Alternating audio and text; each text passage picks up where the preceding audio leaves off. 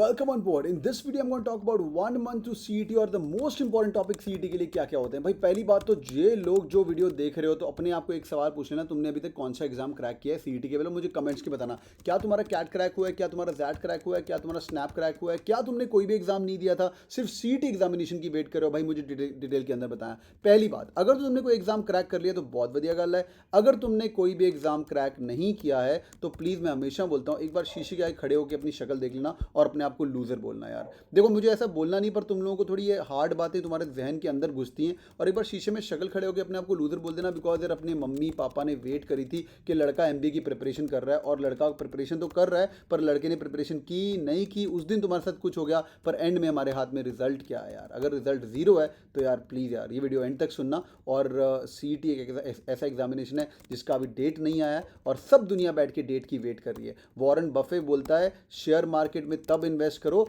जब सब लोग सो रहे हैं, जब लोग सब सेल कर रहे हैं तुम बाय करो। जिंदगी में तरक्की करनी है। रॉबिन शर्मा बोलता है join the 5 AM club. 5 AM club पे सब दुनिया सो रही होती है। भाई जब नोटिफिकेशन आ जाएगा तो सब पढ़ना शुरू कर लेंगे, राइट, सब पढ़ना शुरू कर देंगे। और तुम मुझे कमेंट में फिर पूछोगे सर CET एग्जाम क्या होगा। भाई देखो, तीन चीज़ें हो सकती है, एक बार 1 मंथ, दूसरा 2 मंथ, दूसरा 2 मंथ्स के बाद, और तीसरा 3 मंथ्स के बाद। ये तीन चीज़ें हो सकती हैं। नंबर 1 मार्च की बात करें तो मार्च के अंदर CET होना मुश्किल है। एग्जैक्टली 15 दिन की बात करें, 1 महीने की बात करें, जब भी तुम ये वीडियो देख रहे हो 15 अप्रैल को CET हो सकता है। आगे बात करूँ तो मई 15 के आसपास CET। 15 अप्रैल को वैसे सैटरडे संडे आता है। CET हमेशा सैटरडे संडे को आता है और मिड ऑफ मार्च में हुआ करता था एग्जामिनेशन, पिछले 5 से 10 साल की बात करें। लास्ट बात करें, अप्रैल हो गया, मई हो गया, जून 15 के बाद तो भाई CET नहीं होने वाला है। ठीक है, तो मैं क्या करूँगा, तुम लोगों के लिए तीनों वीडियो बना के दे दूंगा, 1 month to CET, 2 months to CET और 3 मंथ्स की टू CET, ताकि तुम लोग सॉर्टेड हो। बट फर्स्ट थिंग, पहली बात, सब दुनिया चिल कर रही है, हम लोग नोटिफिकेशन की वेट नहीं करेंगे और हम लोग पढ़ाई करना शुरू करेंगे। मैं आपको बताऊंगा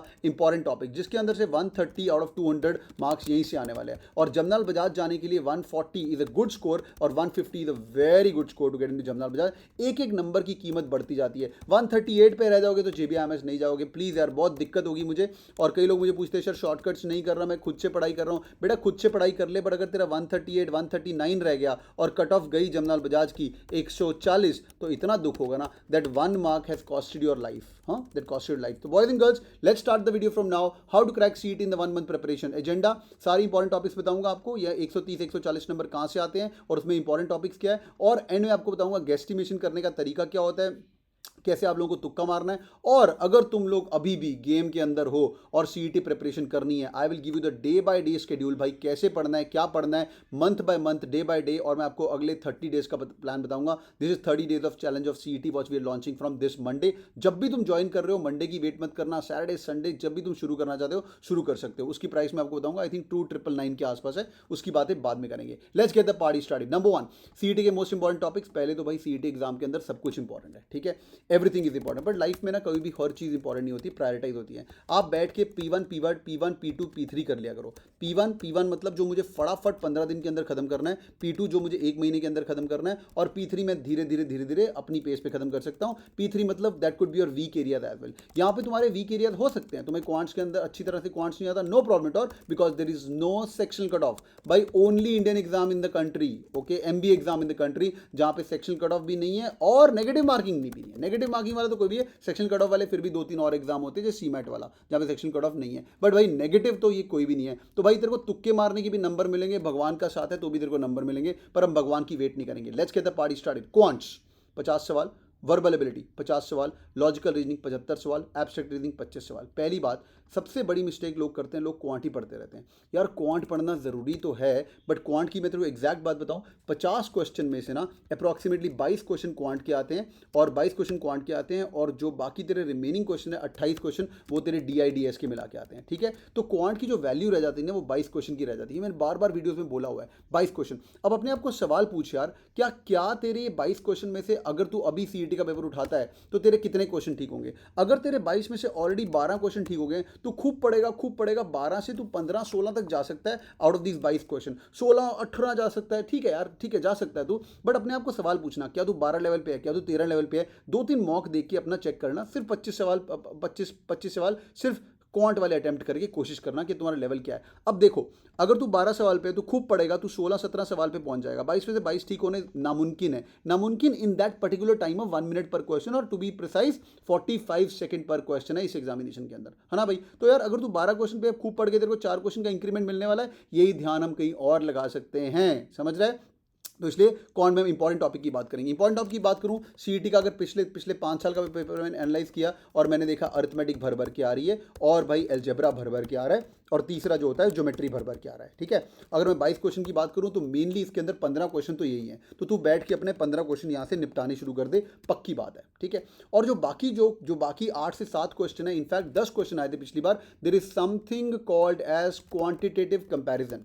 क्वांटिटेटिव कंपैरिजन ये एक नई चीज़ है जो सीईटी ने लॉन्च की है। इसके अंदर कुछ नहीं होता है, बीच में एक लाइन डली होती है और उस लाइन के बाद तेरे को डिफाइन करना है कि राइट साइड वाली बड़ी है, लेफ्ट साइड वाली बड़ी है, दोनों इक्वेशन इक्वल है। ये टिपिकल जीआरई का स्टफ है। तुम एक बार गूगल मार लेना, अभी वीडियो के बाद जीआरई क्वांट्स देख लेना, उसके अंदर तुम्हें क्वांटिटेटिव कंपैरिजन के क्वेश्चन दिख जाएंगे। तो यार अरिथमेटिक पढ़ना बहुत जरूरी है, अलजेब्रा पढ़ना बहुत जरूरी है, पर क्वांटिटेटिव कंपैरिजन को यार 3 दिन तो लगा के खत्म करना है, एक बार खत्म कर दो को मजा आ जाएगा करके। और अगर मैं थोड़े पिछले सालों में जाऊं, ये क्वांटिटेटिव कंपैरिजन की जगह समथिंग कॉल्ड एज बॉड मास होता था, और बॉड मास के हमेशा 10 क्वेश्चन आते थे। बॉड मास आप लोगों को आता भी होगा। तो यहाँ क्वांट कंपैरिजन, ये बॉड मास, सच्ची बताऊं तो ये रियल क्वांट तो है नहीं भाई, ये रियल क्वांट तो है नहीं, तुम इसको किल कर सकते हैं। But most important topic arithmetic, algebra और ज्योमेट्री और अलजेब्रा के भाव कभी कभी चेंज होते रहते हैं, कभी ज्योमेट्री ज़्यादा आ जाता है, कभी अलजेब्रा ज़्यादा आता है, पर अरिथमेटिक तो भर भर के 7 से 8 सवाल तुम यहाँ पे चेक कर सकते हो। तो boys and girl, learning number 1, BODMAS के 10 सवाल पकड़िए, और अरिथमेटिक और अलजेब्रा और ज्योमेट्री के अप्रॉक्सीमेटली 15 सवाल या 12 सवाल और आपको आने वाले हैं, ठीक है बच्चों। बॉड मास नहीं, यहाँ पे इसको चेंज करेंगे क्वांटिटेटिव कंपैरिजन से। समझ आ गया भाई। Number 1 learning for the day, note करते जाओ, पेन लेके बैठो, वीडियो पॉज करते जाना और सुनते जाना, और भाई आपको काफी मजा आएगा, ठीक है। क्वांटिटेटिव के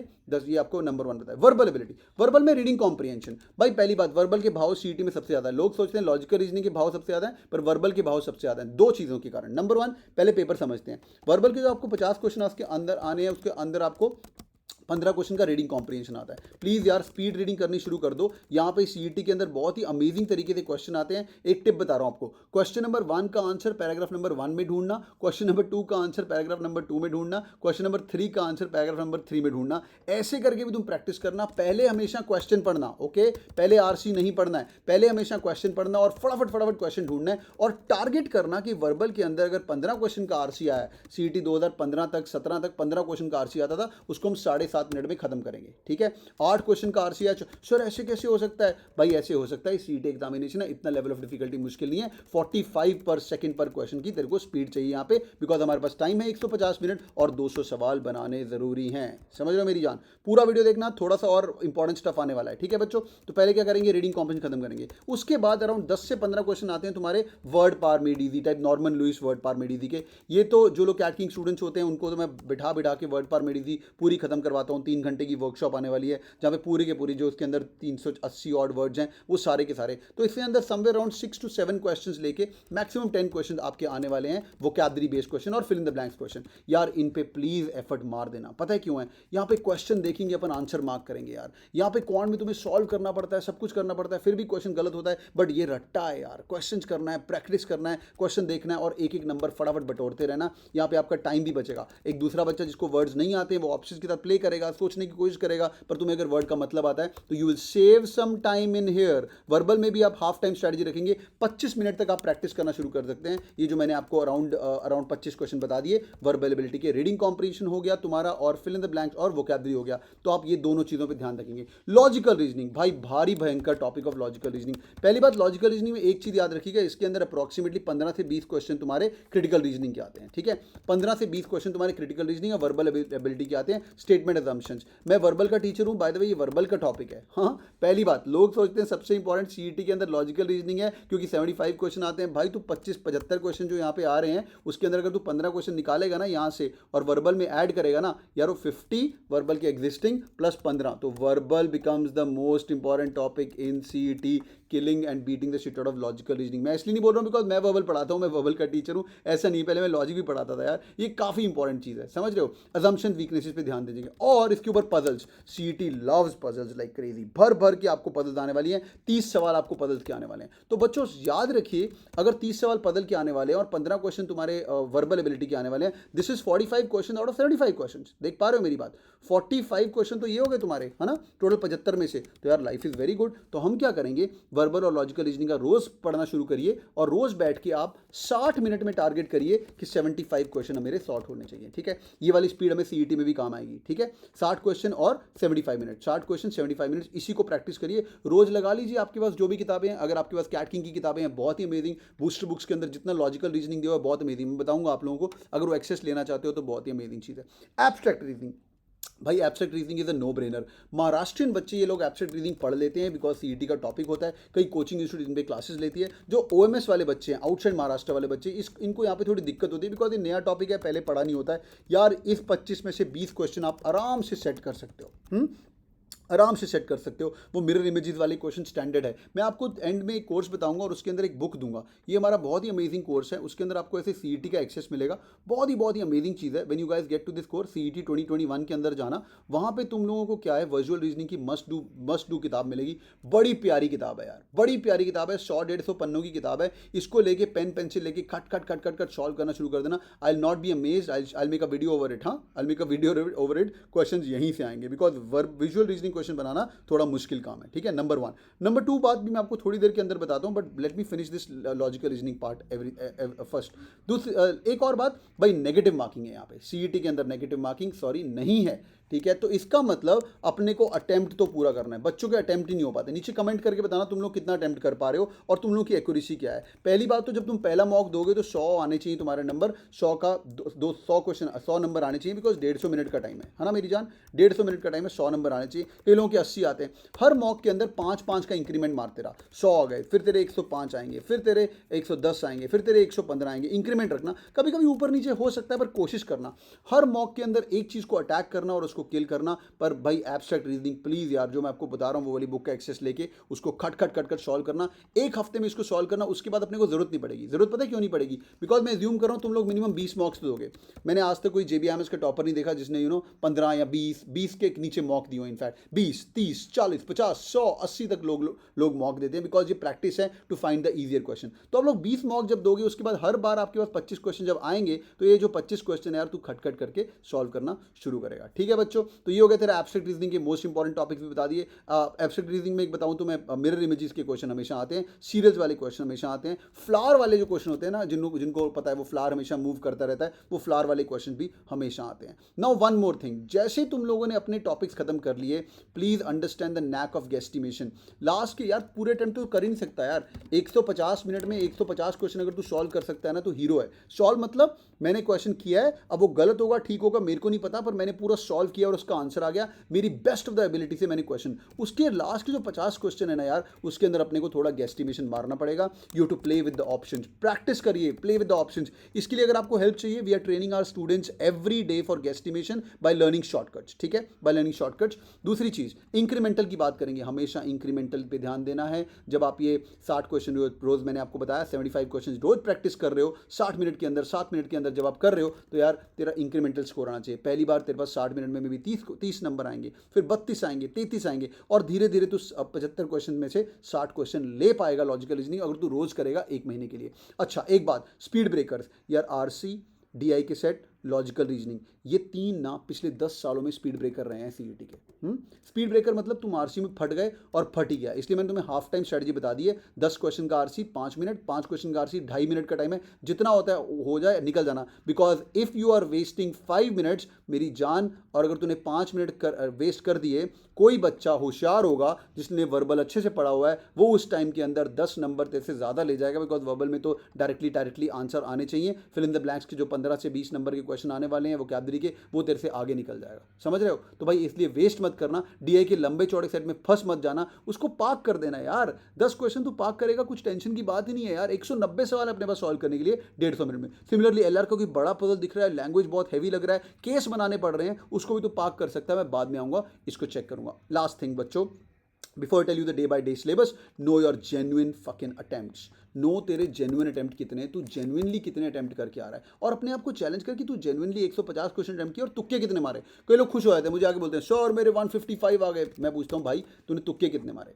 अगर तेरे तुक्के काम आ रहे हैं, तुक्के मारने की भी स्ट्रैटेजी होती है जो हम डेली सिखाते हैं, बताने वाला हूँ। तो मेक अ तुक्का नोटबुक। तुक्का नोटबुक मतलब शॉर्टकट्स नोटबुक और ऑप्शंस नोटबुक। यार एक तुक्का और तुक्का मैं ऐसे ही नाम बता रहा हूँ तुम लोगों के जहन में घुसने के लिए, बट तुक्का का नाम है shortcuts and options. Last thing बच्चों, अगर तुम्हें ये सारे इंपॉर्टेंट टॉपिक्स कवर करने हैं अगले में एक महीने में, we have launch this CET batch. ठीक है, इसके अंदर करते क्या है पहले ये सुन लो। पहली बात, आप लोगों को हर हफ्ते में मिलूंगा मंडे रात को 8 से 9 बजे। अच्छा बिफोर दैट दिन का 2 घंटे देना है, दे सकते हो मुझे दिन का 2 घंटा सीईटी क्रैक करने के लिए। सीईटी का बेड़ा पार हो जाएगा। 8 से 9 बजे 1 घंटा, फिर 1 घंटा ब्रेक, और फिर 10 से 11 बजे। 8 से 9 बजे मैं आपको अनाउंस कर दूंगा भाई इस हफ्ते अपने को ज्योमेट्री खत्म करना है, और एलआर की जो पजल्स मैंने आपको बताया जो 30 क्वेश्चन आने हैं वो हमारा टारगेट है। ये 2 चीज़ें हम खत्म करनी शुरू करेंगे। तुम लोग क्या करोगे, 3 दिन लगाओगे, ज्योमेट्री की बेसिक्स करोगे, और रात को जब 10 से 11 आओगे तो एडवांस करोगे, शॉर्टकट वर्कशॉप। ये आपको काम आएगा तुक्के मारने में, ये आपको काम आएगा शॉर्टकट्स में। इसके अंदर अपन बिना पेन की करेंगे, ऑप्शंस के साथ खेलेंगे, काफ़ी अमेजिंग रहेगा। बट पहला वाला ट्राइंगल्स के बेसिक स्टाफ। सो 8 से 9 बजे, 10 से 11 बजे, 8 से 9 बजे, 10 से 11 बजे। मैं बोलता हूँ आप लोग 3 घंटे का ना प्लीज़ लॉक इन कर लेना। 8 से 9 बजे पढ़ा, तेरा ट्राइंगल्स का टॉपिक चल रहा है, उसके बाद 9 से 10 बजे लंच डिनर विनर मत कर, बाद में कर लेना या पहले कर लेना, 7 बजे करके बैठ जा। 9 से 10 बजे तक एक घंटा वही पढ़ जो तेरे को पढ़ाया गया है। अपनी किताब खोल, I give you access to the best of the books as well. वो किताब खोल के ज्योमेट्री का ट्राइंगल्स निपटा दे। एक दिन का टाइम है, ट्राइंगल्स निपटा दिया, दोबारा नहीं देखना है। सीईटी के अंदर जो 2 सवाल आएंगे ट्राइंगल्स के, फाड़ देना। अगले दिन तेरे को सर्कल्स कराया जाएगा, फाड़ देना। फिर ऐसे ही करके अपन लीनियर अरेंजमेंट से पहुंचेंगे। एक हफ्ते में लॉजिकल रीजनिंग और पजल्स अपन ने खत्म कर लिया। Approximately 35 to 40 marks of CET is gonna be covered in that. फिर सैटरडे संडे को एडवांस करेंगे। एडवांस मतलब सिर्फ एक्चुअल क्वेश्चन सीईटी के करेंगे, और सीमैट के भी करवा देंगे थोड़े थोड़े। 1 घंटे का टाइम मिलेगा, कट करके तू इसको सॉल्व कर सकता है। ये भी टॉपर्स के साथ सेशंस रहेंगे। फॉरवर्ड बाय नेक्स्ट वीक क्या करना है, पूरा एक हफ्ता लगा डीआईएलआर कर दो। मैंने आपको बताया DILR is more, DI is more important in CET than the whole quants. लगा ले यार 2 घंटे टेबल्स पे। टेबल्स के पहले बेसिक्स कर ले 8 से लेकर 9 बजे तक, उसके बाद 10 से लेकर 11 बजे तक शॉर्टकट कर ले।